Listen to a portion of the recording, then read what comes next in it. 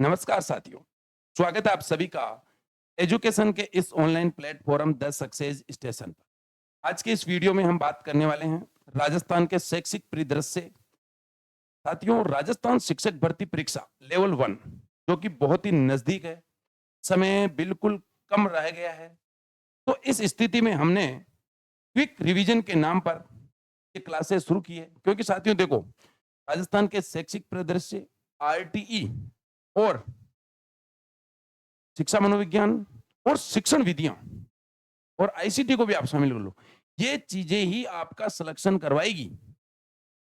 तो इनको, क्योंकि यहां से साथियों जिसको प्रश्न आएगा ना, अगर आपको याद नहीं है तो आप नहीं कर सकते, यहां अनुमान नहीं लगेगा। ठीक है, तो आइए शुरू करते हैं। सबसे पहले हम बात करेंगे साथियों शिक्षा की।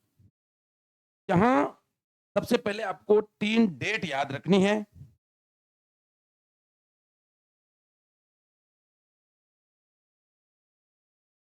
सितंबर, अक्टूबर और नवंबर की। 5 सितंबर, 5 अक्टूबर और 11 नवंबर, ये याद रखने। 5 सितंबर राष्ट्रीय शिक्षक दिवस, 5 अक्टूबर अंतर्राष्ट्रीय शिक्षक दिवस, 11 नवंबर राष्ट्रीय शिक्षा दिवस। ठीक है, अब 5 सितंबर राष्ट्रीय शिक्षक दिवस, जो कि डॉक्टर सर्वपल्ली राधाकृष्णन, इनका जन्म भी 5 सितंबर को हुआ, इसलिए मनाया जाता है। जो कि भारत के पहले उपराष्ट्रपति और दूसरे राष्ट्रपति थे। के बाद देखें, जो शिक्षा दिवस है साथियों, ये 11 नवंबर को मनाया जाता है। मौलाना अबुल कलाम आजाद, जिनका जन्म 11 नवंबर को उनकी याद में ये मनाया जाता है, जो कि भारत के पहले शिक्षा मंत्री थे। आगे बात करें, क्योंकि साथियों यहां हम चीजों पर ज्यादा एक तरह से यूं कहें कि डिस्कशन नहीं करेंगे, ज्यादा विस्तार से नहीं समझाएंगे, पॉइंट टू पॉइंट बात करने वाले हैं। अगली बात करें तो स्वतंत्रता के बाद जो शिक्षा है वो राज्य सूची का विषय था साथियों। आगे बात करें, लेकिन 42वां जो संविधान संशोधन हुआ, याद रखना है कौन सा, 42वां, 1976 में, इसे समवर्ती सूची में डाल दिया गया। राज्य सूची से हटाकर समवर्ती सूची में, किसको, शिक्षा को। आगे बात करें, राष्ट्रीय शिक्षा नीति NEP, national education policy NEP, ठीक है, इसका निर्माण किसी भी देश के शैक्षिक उद्देश्यों को पूरा करने के लिए किया जाता है। देखो यहां नाम आया साथियों शैक्षिक उद्देश्य, शैक्षिक उद्देश्य। एक होता है आपका साथियों शैक्षणिक उद्देश्य, दोनों में थोड़ा सा डिफरेंस है, उसको आप समझे। देखो, ये होते हैं आपके एजुकेशनल, एजुकेशनल एम्स, और ये हैं आपके टीचिंग एम्स, टीचिंग एम्स। यानी ये शिक्षा से संबंधित है और ये शिक्षण से संबंधित है। ये शिक्षा से संबंधित है। तो ध्यान रखना साथियों, ये जो शैक्षिक उद्देश्य हैं, ये एक व्यापक अवधारणा है। कौन सी अवधारणा साथियों, व्यापक अवधारणा। और ये जो आपके हैं, ये एक संकीर्ण अवधारणा है। ये आपको यहां याद रखनी चाहिए साथियों, ये आपके लिए वेरी इंपॉर्टेंट है, याद रखेंगे शैक्षिक और शैक्षणिक उद्देश्य। ठीक है, आगे बात करते हैं। अगला जो बिंदु है साथियों, भारत में पहली शिक्षा नीति 1968, याद रखेंगे 1968। केंद्र में पहली बार शिक्षा मंत्रालय 1976 में स्थापित किया गया। अगली बात करें, 1985 में एमएचआरडी, मानव संसाधन विकास मंत्रालय बनाया गया, जिसमें 5 विभागों को शामिल किया गया, जिसमें एक विभाग कौन सा है, स्कूल शिक्षा का भी एक विभाग बनाया गया एमएचआरडी में। कब की बात है साथियों, 1985, एक विभाग बना दिया स्कूल शिक्षा, ये भी एक विभाग यहां बना दिया गया। अगली बात करें, एनईपी 2020 के बाद की बात करते हैं यहां, तो यहां शिक्षा मंत्रालय बनाया गया 2020 में। ठीक है, एमओई, मिनिस्ट्री ऑफ एजुकेशन, शिक्षा मंत्रालय, जिसमें शिक्षा मंत्री प्रथम उस समय के रमेश पोखरियाल निशंक, दोनों नाम आप यहां से देख रहे हैं। मैं लिख देता हूं यहां, रमेश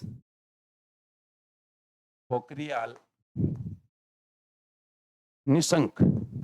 और वर्तमान में साथियों शिक्षा मंत्री कौन है भारत के? तो आपके हैं धर्मेंद्र प्रधान। धर्मेंद्र प्रधान वर्तमान में भारत के शिक्षा मंत्री। तो दोनों चीजें याद रह जाएगी। आगे बात करते हैं। अगली बात करें साथियों, ये जो चार्ट बनाया साथियों वेरी इंपॉर्टेंट है, बहुत ज्यादा इंपॉर्टेंट है। यहां से ये कॉन्सेप्ट भी समझना, आपको याद भी रखना, ठीक है। यहां बात करें साथियों, तो सबसे पहले मैंने नाम लिखा है एनईपी, यानी राष्ट्रीय शिक्षा नीति। शिक्षा नीति, देखो इसके नीचे लिखा है एनसीएफ, राष्ट्रीय पाठ्यचर्या रूपरेखा। ये खूब आपने पढ़ा होगा, नेशनल करिकुलम फ्रेमवर्क। इसके बाद में आता है पाठ्यक्रम यानी सिलेबस, टेक्स्ट बुक आती है यानी पुस्तकें आती है, और फिर आती है टीएलएम यानी टीचिंग लर्निंग मटेरियल, शिक्षण अधिगम सामग्री। यहां देखो साथियों, यहां से आपसे क्या पूछा जा सकता है, ये देखो यहां जब भी सब एक क्रम है एक तरह से, सबसे पहले बनेगी एनईपी यानी सबसे पहले बनती है राष्ट्रीय शिक्षा नीति, उसके तहत बनता है एनसीएफ, और एनसीएफ के तहत फिर तय किया जाता है पाठ्यक्रम, और पाठ्यक्रम के अकॉर्डिंग आती है किताबें, और किताबों के अंदर जो टॉपिक वगैरह है उनके अकॉर्डिंग आती है, उनके अकॉर्डिंग बनाई जाती है टीएलएम। तो याद रखेंगे क्रम, 5 का नहीं तो 3 का दे दे, 4 का दे दे, आप ध्यान रखेंगे साथियों। सबसे पहले क्या बनेगा, एनईपी, फिर एनसीएफ, ये दो याद रख लेंगे। उसके बाद में बीच में आपको यहाँ पाठ्यक्रम हो जाएगा, फिर टेक्स्ट बुक, और फिर टीएलएम। बिल्कुल थोड़ा शॉर्ट में चलना पड़ रहा है साथियों, क्योंकि रिवीजन के नाम से क्लासेज है। फिर भी देखो एनईपी नीति आएगी, फिर नीति के अकॉर्डिंग एनसीएफ बनेगा, एनसीएफ के अकॉर्डिंग पाठ्यक्रम आएगा, और पाठ्यक्रम के अकॉर्डिंग किताबें आएगी, और किताबों में जो टॉपिक है उनके अकॉर्डिंग शिक्षण अधिगम सामग्री बनाई जाएगी। अब देखो एनईपी बनी पहली 1968 में, इसके अकॉर्डिंग पहला एनसीएफ बन गया 1975 में। ये भी याद रखना है। अब तक कितने एनसीएफ बन चुके हैं ये भी आपका यहाँ क्लियर हो जाएगा। दूसरी एनईपी आई साथियों 1986 में, इसके तहत एनसीएफ दूसरा, एनसीएफ तीसरा, और एनसीएफ चौथा। ये तीनों एनसीएफ, दूसरा हो गया, ये तीसरा हो गया, और ये चौथा हो गया, जो कि 1988, 2000 और 2005 में बने। शिक्षा नीति आएगी तभी एनसीएफ बनेगा, ऐसे नहीं बनेगा, क्योंकि हमने इधर बात कर ली है, ठीक है। तो कितने एनसीएफ हो गए, 4 शिक्षा नीतियां, पहली दूसरी, और अब ये जो नवीनतम और तीसरी एनईपी आई है 2020, इसके तहत अभी एनसीएफ नहीं बना है, अभी तक एनसीएफ नहीं बना है, ठीक है। आगे बात करते हैं। ये जो पाठ्यक्रम है साथियों, पहले क्या स्थिति थी, केंद्र और राज्य में यहां 80-20 के अनुपात से पाठ्यक्रम दिया जाता था, लेकिन वर्तमान में जो स्थितियां हैं 100 का 100% एनसीईआरटी का पाठ्यक्रम चलाया जा रहा है। आगे बात करते हैं। देखो अब ये जो नवीनतम एनईपी आई है साथियों, ये भी एक महत्वपूर्ण सारणी आपके लिए। नवीनतम मतलब 2020 वाली एनईपी, राष्ट्रीय शिक्षा नीति 2020, इसमें जो फॉर्मूला दिया गया है वेरी इंपॉर्टेंट है साथियों, ये फॉर्मूला ये वेरी इंपॉर्टेंट है, स्टार लगा लो आप इसको, ठीक है। तो इसका फॉर्मूला है 5 3 3 4, यानी 15 वर्ष की जो शिक्षा है उसके लिए फॉर्मूला दिया गया है, आपने भी खूब पढ़ा होगा। लेकिन पर्सन कहां से आएगा ये बात करेंगे अपन इसमें। अब ये जो शुरू के 5 वर्ष है, इनको इन्होंने नाम दिया साथियों foundation school course, very important नाम याद रखना, फाउंडेशन स्कूल कोर्स। ये अगले जो 3 साल है इनको नाम दिया है प्रिपरेटरी स्कूल, 3 वर्ष को दिया है मिडिल यानी उच्च प्राथमिक, और 4 वर्ष को दिया साथियों माध्यमिक या सेकेंडरी एजुकेशन। इस प्रकार से 15 साल होते हैं। ये दोनों नाम यहां महत्वपूर्ण है, फाउंडेशन स्कूल कोर्स और प्रिपरेटरी स्कूल, दोनों नाम याद रखेंगे, क्योंकि ये वाले तो याद हो जाएंगे। अब यहां जो 5 क्लासेज है उन क्लासेज को भी नाम देखो, ये नर्सरी है, ये nursery, junior KG, senior KG, junior KG, senior KG, पहली क्लास, दूसरी क्लास, ये 5 क्लासेज यहां हो जाएगी, यानी ये 5 साल हो गए। अगले 3 साल में देखेंगे तीसरी क्लास, चौथी क्लास और 5वीं क्लास, जिन्हें क्या नाम दिया गया साथियों प्रिपरेटरी स्कूल। इससे पहले जो 5 साल है फाउंडेशन स्कूल कोर्स।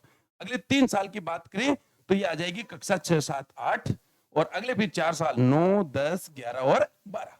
इसके बाद में भी साथियों अगर आपसे पूछा जाए, ये तो 15 साल हो गए, इसके बाद में अगर आपसे पूछा जाता है तो फॉर्मूला आएगा 3+1 का। कौन सा फॉर्मूला आएगा?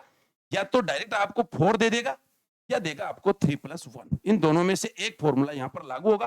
अगर 4 देगा इसका मतलब ये दोनों एक साथ आ जाएंगे, स्नातक और स्नातकोत्तर, यानी BA दोनों एक साथ आ जाएंगे। और इधर 3+1, देखो MA 2 साल में होती, लेकिन साथियों इस शिक्षा नीति के तहत इसे एक एकीकृत कोर्स के रूप में लॉन्च किया गया है, जो कि 4 साल में स्नातक और स्नातकोत्तर, ऐसे तो 5 साल में होती है, लेकिन इधर 4 साल में करवाने के एक तरह से निर्देश है। तो आगे देखो, ये भी ध्यान रखना साथियों, लास्ट का 3+1 यहां तक तो कई जगह लिखा हुआ है, लेकिन ये लिखा हुआ नहीं है, कई जगह ये नहीं मिलेगा, तो भी आपको यहां याद रखना है। और ये दो नाम वेरी इंपॉर्टेंट है, ये वाला और ये वाला ध्यान रखना है। कौन कौन सी क्लासेज है वो भी आपको यहां याद रखनी। पढ़ते हैं आगे। अब देखो साथियों, यहां जो अपना बिंदु है वो छोटे से बिंदु है, भारत में शिक्षा का इतिहास। शैक्षिक उद्देश्य, शैक्षिक परिदृश्य तो पढ़ रहे हैं, उससे पहले पीछे की पृष्ठभूमि को हम थोड़ा यहाँ संक्षेप में बात करेंगे। तो हमने इसको 2 भागों में बांटा है। आजादी से पहले की क्या स्थिति थी, आजादी के बाद क्या स्थिति है। तो पहले हम बात करेंगे आजादी से पहले, यानी 1947 से पहले क्या स्थिति थी, भारत की बात कर रहे हैं, ठीक है। तो यहाँ सबसे पहले 3 भागों में इसको बांट लिया है, प्राचीन काल, मध्यकाल और आधुनिक काल। यहाँ समय ज्यादा इंपॉर्टेंट नहीं है। प्राचीन काल में क्या था साथियों, वैदिक काल और बौद्ध काल, जिसमें वैदिक काल में होते थे आश्रम या गुरुकुल, जिसे संस्कृत भाषा में इनको शिक्षा दी जाती थी। बौद्ध काल में होते थे विहार, जहां प्राकृत या पाली भाषा में शिक्षा दी जाती थी। मध्य काल में मदरसे व मकतब, मदरसे व मकतब। आधुनिक काल या ब्रिटिश काल, जो कि 1757 से लेकर 1947 तक है, यहाँ पर विद्यालय स्थापित किए गए। और एक तरह से सही जो शिक्षा का प्रारंभ है ये ब्रिटिश काल से ही है, आधुनिक काल से, ठीक है। तो हम इसको देखेंगे थोड़ा विस्तार से। हम बात करेंगे आधुनिक या ब्रिटिश काल की, जो कि 1757 से 1947 तक है। यहाँ स्थापना हुई साथियों विद्यालयों की। यहाँ हम बात करते हैं भारत में शिक्षा का इतिहास। भारत में शिक्षा के इतिहास का क्या इतिहास रहा, क्या पृष्ठभूमि रही, उसकी बात कर रहे हैं। तो सबसे पहले जो चीज अपने को याद रखनी है, 1813 का चार्टर एक्ट। इसमें भारत में शिक्षा पर प्रतिवर्ष 1 लाख रुपए का खर्च करने का प्रावधान रखा गया था। वेरी इंपॉर्टेंट है, शुरू में ये यहां से चालू करने अपने एक तरह से, क्योंकि वो जो मध्यकाल और प्राचीन काल था उनका ज्यादा महत्व नहीं है, प्रश्न यहीं से बनेगा। इस चार्टर एक्ट ने कहा कि भारत की जो शिक्षा है उसमें प्रतिवर्ष उस पर 1 लाख रुपए खर्च होंगे। लेकिन साथियों ये नहीं बताया कि ये शिक्षा किसको देनी है और कौन सी शिक्षा देनी है, किस प्रकार की शिक्षा देनी है, और उसका माध्यम क्या होगा, हिंदी माध्यम होगा, अंग्रेजी माध्यम होगा, मातृभाषा माध्यम होगा, ये नहीं बताया।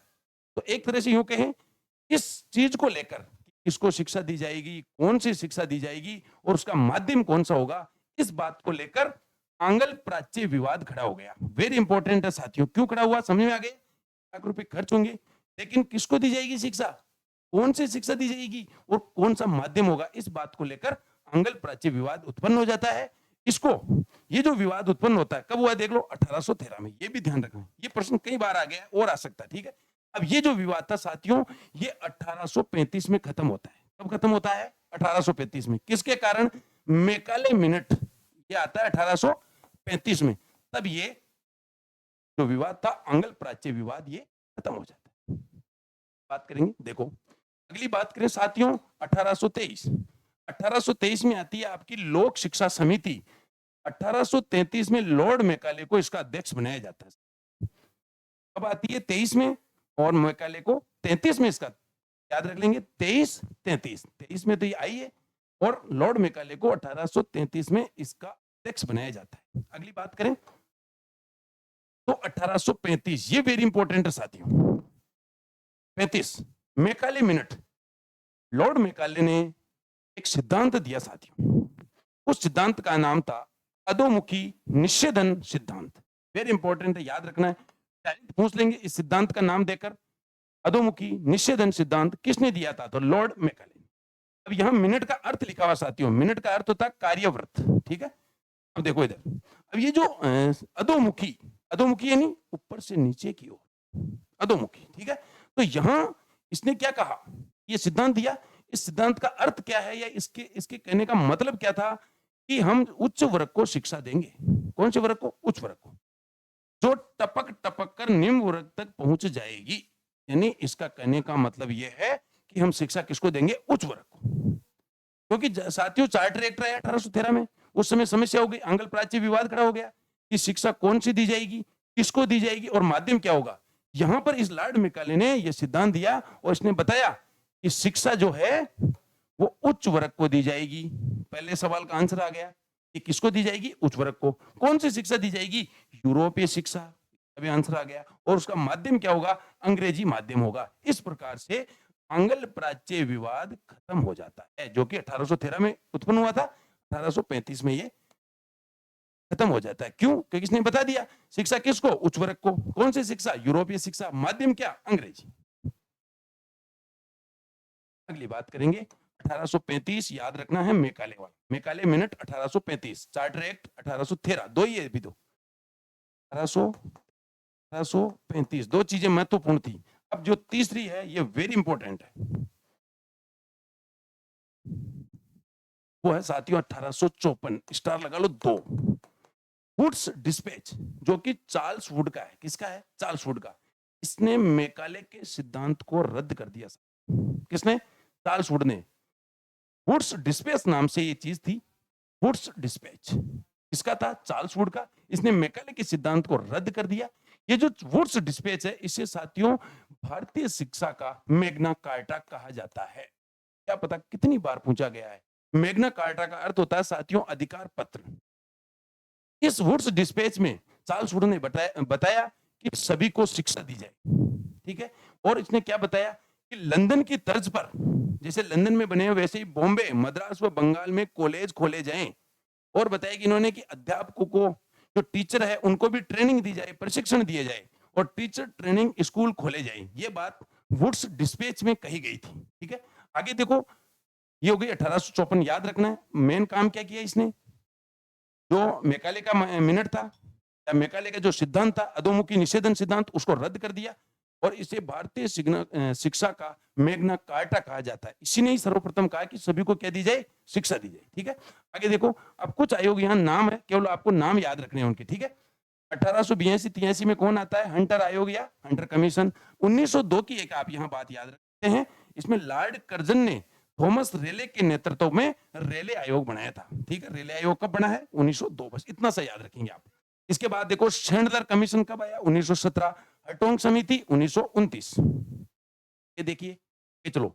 इसके बाद में जो साथियों वेरी इंपॉर्टेंट है, ये 1937 की, मैं पहले ही बता चुका हूं साथियों। देखो, एक तो आया 1813, 1835, 1854 और अब ये 1937।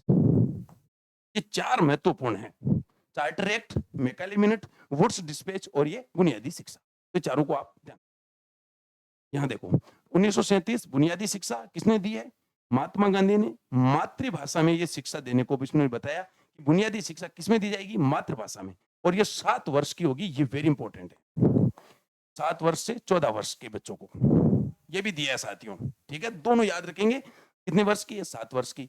और उसकी जो अवधि है वो कौन सी होगी? 7 वर्ष से लेकर 14 वर्ष तक के बच्चों को। कौन सी शिक्षा और दी जाएगी? व्यवसायिक शिक्षा, वेरी इंपॉर्टेंट। वो भी किसकी? हस्तशिल्प की शिक्षा, ये भी याद रखना आपको। और ये जो शिक्षा थी साथियों, ये क्रियाशीलता की शिक्षा थी एक तरह से, क्योंकि क्रियाशीलता, लर्निंग बाय डूइंग जो अपन पढ़ते हैं, उसके आधार पर ये, या उससे यूं कहें कि उससे संबंधित थी या उस पर ये आधारित थी। इसके बाद ये तो हो गया 1937 बुनियादी शिक्षा, महात्मा गांधी। 1944 में आती है आपकी सार्जेंट योजना, केवल नाम याद रखना आप यहाँ, ठीक है। पढ़ते हैं। अब बात करेंगे साथियों, ये बात तो हो गई आजादी से पहले की क्या स्थिति थी। आजादी के पहले याद हो जाएगा, देखो सिंपल सी बात है, 1947 से पहले थी, जिसमें अपन ने देखा 1813 चार्टर एक्ट। कौन सा एक्ट आया? Charter act. फिर 1835 में क्या आ गया? Macaulay minute, minute. फिर 1854 में आ गया आपका वुड्स डिस्पैच, ठीक है। और फिर आ गया 1937 में आपकी आ गई बुनियादी शिक्षा। बस ये चार आपको याद रखनी है साथ, 1947 से पहले की, बिल्कुल सिंपल। अब बात करेंगे आजादी के बाद। अब आजादी के बाद है ना साथियों, परीक्षा की दृष्टि से आपको केवल 3 चीजें याद रखनी है। आजादी के बाद कौन-कौन से आयोग आए, कौन-कौन सी समितियां आई और कौन-कौन सी नीतियां बनी। आयोग 3 आयोग आपको याद रखने हैं, समितियां 6 आपको याद रखनी है और नीतियां 3 आपको याद रखनी है। बस 3 6 3, 3 आयोग, 6 समितियां और 3 नीतियां आपको याद रखनी है, एक-एक पढ़ते हैं। सबसे पहले बात करेंगे आयोग, बात करेंगे, वेरी इंपॉर्टेंट साथियों, सिंपल है।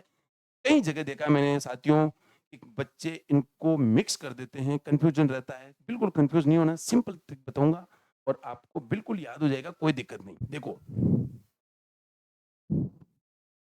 ये तीनों आयोग शिक्षा के हैं। किसके हैं? शिक्षा के, ठीक है।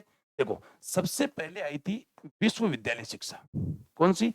विश्वविद्यालय, ठीक है। फिर आई माध्यमिक शिक्षा और फिर आती है आपकी राष्ट्रीय शिक्षा। ये लो, कहां दिक्कत आ रही है? पहले विश्वविद्यालय आती है, फिर माध्यमिक आती है और फिर राष्ट्रीय आती है। विश्वविद्यालय सबसे बड़ा है, फिर माध्यमिक आई और लास्ट में आया राष्ट्रीय। ये 3 आयोग आपको यहां याद रखने, ठीक है। अब इनके शॉर्टकट में आपको स्टाइल से बता, इनके दूसरे नाम भी है, क्योंकि साथियों इनके जो अध्यक्ष थे उनके नाम पर इनके दूसरा नाम भी रख दिया गया है। जैसे ये विश्वविद्यालय है पहला, कौन सा है? वी, विश्वविद्यालय। ये कौन सा है? माध्यमिक। और ये कौन सा है? राष्ट्रीय, ठीक है। तो इनको शॉर्ट में मैंने कैसे किया है वो देखो आप, बिल्कुल सिंपल तरीके से। वी, इधर से वी लेंगे, इधर से मा मू, मामू, रा को, पी, देखो ऐसे भी याद कर लो, ऐसे करो चाहे ऐसे करो, ठीक है। मैं तो ऐसे ही करूंगा, देखो, विमारा रामू को, विमारा रामू को, ठीक है। फिर विमारा रामू को, यानी विश्वविद्यालय राधाकृष्णन, माध्यमिक मुदालियर, राष्ट्रीय कोठारी। सिंपल तरीके से, इतना टाइम नहीं है साथियों, क्योंकि रिवीजन के नाम से अपनी क्लासेस ले रहे हैं, इसलिए थोड़ा स्पीड से चल रहे हैं, ठीक है। आगे बात करते हैं। देखो, तीनों आयोग याद हो जाएंगे, विश्वविद्यालय, माध्यमिक और राष्ट्रीय, जिनका अलग अलग नाम राधाकृष्णन, मुदालियर और कोठारी। इनके सन की बात करें अपन तो 48 52 64, 48 52 64, बीमारा रामू को। अब यहां जो इनके आगे जो सन लिखे हुए हैं साथियों, ये इनके रिपोर्ट, इन्होंने पहले रिपोर्ट कब पेश की थी वो सन लिखा हुआ होता है। जैसे 48 49, तो 49 में इन्होंने रिपोर्ट पेश कर, 48 में बनता है, 49 में रिपोर्ट, इधर 53 में रिपोर्ट, इधर 64 के साथ साथियों 66 लिखा हुआ आता है। आप देखोगे तो इसका मतलब इन्होंने रिपोर्ट पहली कब पेश की थी? 1966 में। तो ये याद रह जाएगी। तो इनके अध्यक्ष की बात कर लेते हैं, तो याद पहले शॉर्ट ट्रिक में भी याद करवा दिया। इसका अध्यक्ष कौन है? राधाकृष्णन। इसका अध्यक्ष कौन है? डॉक्टर लक्ष्मण स्वामी मुदालियर। और इसका अध्यक्ष कौन है? राष्ट्रीय शिक्षा आयोग का अध्यक्ष कौन है? दौलत सिंह कोठारी। इसके अलावा एक बात और अपन यहां बात कर लेते हैं, ये जो माध्यमिक शिक्षा आयोग है साथियों, इसकी सिफारिश पर 1957 में राज्य माध्यमिक शिक्षा बोर्ड की स्थापना। इंपॉर्टेंट, याद रखना साथियों, क्योंकि माध्यमिक शिक्षा का है। वो माध्यमिक शिक्षा नाम नहीं देके वो आपको नाम क्या देगा? मुदालियर आयोग, ध्यान रख लेना है, ठीक है। माध्यमिक शिक्षा बोर्ड माध्यमिक शिक्षा आयोग की सिफारिश पर बना था, उसका दूसरा नाम क्या है? मुदालियर, कोई दिक्कत नहीं है। इसके अलावा देखो, ये जो राष्ट्रीय शिक्षा आयोग है, इसने क्या कहा? संपूर्ण शिक्षा की सिफारिश इसने की थी। इसके अलावा कोई ज्यादा याद नहीं करना है। कब बना? 48 52 64, रिपोर्ट जो इनके आगे लिखा हुआ है 49 53 66, ठीक है। चलो, ये तीनों आयोग आप याद रखेंगे। बात करते हैं समितियां 6। कितनी समितियां साथियों? सिंपल 6। थोड़ा थोड़ा याद रखना है, इनके बारे में एक एक चीज याद रखनी, केवल एक एक, ठीक है। सबसे पहले बात करेंगे, देखो, नर दुर्ग, नर दुर्ग हंसा 10 यशपाल। देखो, नर दुर्ग हंसा 10 यशपाल। देखो देखो, नर दुर्ग हंसा 10 यशपाल पाठ्यक्रम। सिंपल तरीके से 6 है, 6 की 6 याद हो जाएगी। अब देखते हैं क्या क्या इनमें खास है। आचार्य नरेंद्र देव जो समिति है 1953 की है और ये भाषा सुधार की सिफारिश की थी इसने। इसके बाद देखो, दुर्गाबाई देशमुख समिति 1957 में बनती है और 1959 में इसने अपनी पहली रिपोर्ट पेश की थी। ये जो लाइन है ये वेरी इंपॉर्टेंट हो जाती है। भारत में पहली बार स्त्री शिक्षा पर जोर दुर्गाबाई देशमुख समिति की सिफारिश पर। इंपॉर्टेंट है, याद रखना, सीधा प्रश्न आएगा। भारत में पहली बार स्त्री शिक्षा पर जोर देने वाली समिति कौन सी थी? तो आप करेंगे दुर्गाबाई देशमुख समिति 1957। ठीक है। इसके बाद देखो हंसा मेहता समिति 1964, इसने भी स्त्री शिक्षा पर बल दिया। 10, 2, 3 समिति। ठीक है। 10वीं तक की क्लास, फिर 2 क्लास, फिर 12वीं, फिर 3 क्लास बीए की। इस प्रकार से ये ढांचा बना था। तो ये समिति का नाम यही था साथियों, 10 + 2 + 3, 10 + 2 + 3। ये 1973 में बनती है और 1975 में अपनी रिपोर्ट देती है। इसके बाद प्रोफेसर यशपाल समिति 1992 में बनती है, 1993 में अपनी रिपोर्ट पेश करती है। और जो याद रखने अपने परीक्षा में क्या आ सकता है साथियों, बोझ मुक्त शिक्षा। ये बात कौन सी समिति ने कही थी?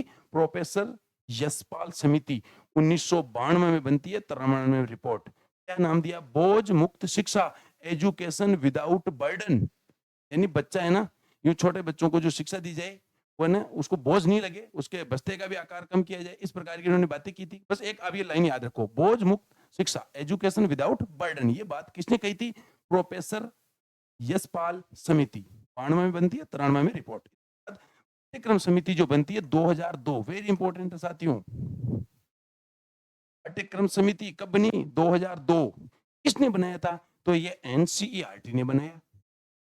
और इसके अध्यक्ष कौन? ये भी बात की थी साथियों, प्रोफेसर यशपाल शर्मा। और अपनी रिपोर्ट दी। ये रिपोर्ट एनसीएफ 2005 के नाम से जानी जाती।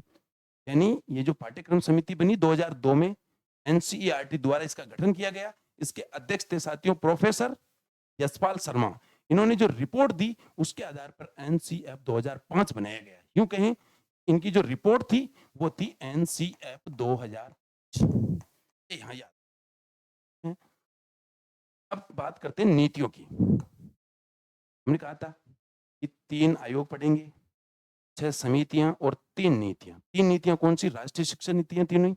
पहली जो शिक्षा नीति थी 1968 में, ये पूरी तरह असफल रही। इसको ज्यादा याद नहीं करना, कोई दिक्कत नहीं। दूसरी आई 1986 में। इसकी कुछ बातें याद रखनी। ये एक तरह से भारतीय शिक्षा में मील का पत्थर साबित हुई। इसमें कंप्यूटर शिक्षा पर बल दिया गया, नवोदय विद्यालयों की स्थापना की गई, शिक्षक शिक्षा पर, टीचर एजुकेशन पर बल दिया गया, टीचर ट्रेनिंग कॉलेज खोले गए, 10 + 2, 3 के फॉर्मूले को अपनाया गया। 10वीं क्लास, ये 11वीं 12वीं और ये बीए की 3 क्लासें, इस फॉर्मूले को अपनाया गया। कौन सी शिक्षा नीति में? एनईपी 1986, दूसरी शिक्षा नीति। ठीक है। इसके बाद बात करते हैं तीसरी शिक्षा नीति, वेरी इंपॉर्टेंट है साथियों। यहां देखो एनईपी 2020, राष्ट्रीय शिक्षा नीति 2020। इसके अध्यक्ष थे डॉक्टर कृष्ण स्वामी कस्तूरी रंगन। इन्होंने जो फॉर्मूला दिया उसकी हम पहले भी बात कर चुके हैं, 5 3 3 4। ठीक है। इन्होंने पात्रता परीक्षा को अनिवार्य कर दिया। पाठ्यक्रम 80-20 का निर्धारित किया था, लेकिन वर्तमान में जो है संपूर्ण पाठ्यक्रम 100% एनसीईआरटी का चल रहा है। इन्होंने स्कूल कॉम्प्लेक्स बनाने की बात कही, यानी एक विद्यालय में सारी सुविधाएं उपलब्ध हो उसे स्कूल कॉम्प्लेक्स कहा जाएगा। यानी प्रत्येक ग्राम पंचायत पर एक स्कूल ऐसा हो जिसमें सारी सुविधाएं उपलब्ध हो। इसके बाद जो इन्होंने बात बताई, कक्षा 6 से व्यावसायिक शिक्षा, कक्षा 11 से विषयों को चुनने की स्वतंत्रता। ये बातें एनईपी 2020 में कही गई। आगे हम एक और टॉपिक लेंगे एनईपी 2020 का, तब और विस्तार से समझेंगे। यहाँ थोड़ा सा को यहाँ याद रखनी चाहिए। इसमें भी स्कूल कॉम्प्लेक्स ये महत्वपूर्ण है और इसके अध्यक्ष को याद रख सकते हैं। इसके बाद में और बात करते हैं। अब देखो, अब बात करेंगे साथियों राजस्थान में किस प्रकार से शिक्षा का विकास। वही बात आजादी से पहले, इसमें प्राचीन काल का और मध्यकाल का सेम टू सेम जो भारत में पढ़ा था वो इधर रह जाएगा। इधर ये वैदिक काल और ये विहार गुरुकुल वगैरह, और मध्यकाल में मदरसे और मकतब। इसके बाद हम बात करेंगे आधुनिक काल या ब्रिटिश काल, जो कि 1757 से लेकर 1947 तक का है। इसमें बात करते हैं। आइए अब बात कर रहे हैं राजस्थान की। तो राजस्थान में आधुनिक काल में शिक्षा का जो प्रमुख केंद्र था साथियों वो था अजमेर। सर्वप्रथम स्कूलों की जो स्थापना हुई वो हुई 1819 में। कहां पर? पुष्कर और अजमेर में। इसके जो संस्थापक थे वो थे फादर या पादरी। इनका नाम भी यहां दिया हुआ है, जावेज गेरी। ये आप यहां याद रख सकते हैं। यानी सबसे पहले स्कूल कहां खोले गए? पुष्कर और अजमेर में 1819 में। राजस्थान की बात है। ठीक है। बात करें 1875, वेरी इंपॉर्टेंट, में मेयो स्कूल खोला गया था। अब ये मेयो स्कूल है जो वाल्टर योजना के तहत खोला गया था साथियों, जो अभी मेयो कॉलेज के नाम से जाना जाता है। ये जो वाल्टर योजना थी ये 1869 में आई थी, जबकि मेयो कॉलेज कब खोला गया है? 1875 में। दोनों चीजों को अलग याद रखेंगे। अब ये क्या हो गया? मेयो कॉलेज हो गया। इसके बाद में हम बात करें तो राजस्थान में जो महिला शिक्षा की शुरुआत है साथियों, वो मानी जाती है 1866-67 फ्यूजन स्कूल जो कि जोधपुर से, ठीक है। इसके बाद में और बात करेंगे। अब यहाँ हम आजादी के पहले की बात कर रहे हैं, तो यहाँ शासक जो कि राजा थे उनके लिए भी अलग विद्यालय खोले गए थे, तो उनकी कुछ बात कर लेते हैं। जैसे कि महाराजा स्कूल जयपुर में खोला गया 1844 में, जो कि अब महाराजा कॉलेज के नाम से जाना जाता है। इसके बाद शंभू रतन स्कूल उदयपुर में खोला गया 1860 के दशक में, अब ये भूपाल सिंह कॉलेज के नाम से जाना जाता है। इसके बाद में दरबार स्कूल जोधपुर 1860 के दशक में, इसे अब जसवंत कॉलेज के नाम से जाना जाता है। इसके अलावा 1914 में सावित्री गर्ल्स कॉलेज अजमेर में, जो कि अब कॉलेज है, पहले ये स्कूल था अब क्या है? कॉलेज। 1919 में सोपिया गर्ल्स स्कूल, ये भी अजमेर में, अब क्या है? ये कॉलेज। यानी ये दोनों याद रख सकते हैं, सावित्री सोपिया 14-19। इसके बाद में हम बात करें तो आजादी के पहले की हो गई, थोड़ी सी बातें थी। आजादी के बाद की हम बात करते हैं साथियों, तो वेरी इंपॉर्टेंट है ये पन्ना पूरा, बहुत ही महत्वपूर्ण रहने वाला है। 1950 में राजस्थान प्रारंभिक एवं माध्यमिक शिक्षा निदेशालय बनाया गया। 1950 याद रखना, कब बनाया गया था? 1950 में। दोनों का मिक्स था, प्रारंभिक का और माध्यमिक का। 1959 में पंचायती राज व्यवस्था लागू होती है, उसके तहत स्कूल शिक्षा का प्रारंभिक भाग यानी प्रारंभिक शिक्षा, उसका अधिकार पंचायती राज को दे दिया जाता है, ठीक है। उसके बाद बात 1959 आ जाएगा। अब ये यहाँ बहुत महत्वपूर्ण साथी, 1997 में शिक्षा विभाग की स्थापना होती है। इसके अंदर शिक्षा विभाग में जो देखो, यहाँ 1950 में तो दोनों मिक्स ही थे, प्रारंभिक और माध्यमिक दोनों एक जगह ही है। यहाँ इनको निदेशालय तो बीकानेर थे दोनों के, अलग अलग जगह उनको उसी परिसर में अलग अलग जगह उनको स्थापित किया गया। देखो, राजस्थान प्रारंभिक शिक्षा निदेशालय बीकानेर और माध्यमिक इनको अलग अलग कर दिया गया। कब? 1997 में। याद रखेंगे भाई, इनको वेरी इंपॉर्टेंट है ये, 1997 में याद रखना है। एक प्रारंभिक हो जाएगा, एक माध्यमिक हो जाएगा। दोनों निदेशालय कहाँ है? बीकानेर। इन्होंने कार्य करना कब शुरू किया? एक एक क्षण में, एक एक दोनों ने, ठीक है। आगे बात करते हैं। अब ये चीज आ रही है, बहुत ही महत्वपूर्ण है। 2018 में क्या हुआ साथियों? 8-8-18 में दोनों विभागों को, प्रारंभिक और माध्यमिक शिक्षा दोनों विभागों को एकीकृत मर्ज करके राजस्थान स्कूल शिक्षा विभाग बनाया गया। कौन से दो विभाग थे? प्रारंभिक शिक्षा और माध्यमिक शिक्षा, दोनों विभागों को मिलाकर राजस्थान स्कूल शिक्षा विभाग बनाया गया। कौन सा? देख लो, राजस्थान स्कूल शिक्षा विभाग बना दिया गया 8-8-18 को, ठीक है।